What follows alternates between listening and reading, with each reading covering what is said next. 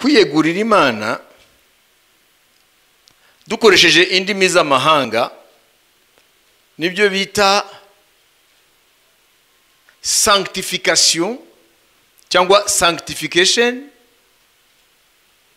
Ni ukuvuga ngo kuba uzi ko wahamagawe mu bantu benshi, uratoranywa nayo kugira ngo ube mu buzima buyihesha icyubahiro. Hari ijambo kuba waratoranyijwe ugashigwa ku ruhande. Hari ijambo mu Cyongereza rivuga set apart, cyangwa kuba waratoranijwe mu bantu benshi, noneho Imana igahita ituma uba inyegu yayo. Mu buryo bw'umubiri uri kumwe n'abandi, ariko mu buryo bw'imibereho hari itandukanirizo. Imana ishimwe. Amen. To be set apart. Amen. Hallelujah.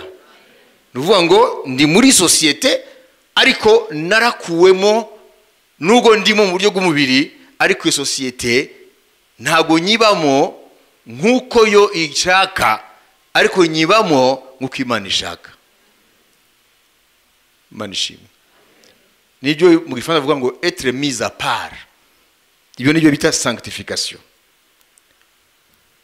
Murabizi ko mu Baheburayo baravuga ngo nimushishikare kwezwa kuko utejejwe ntabwo azareba umwami.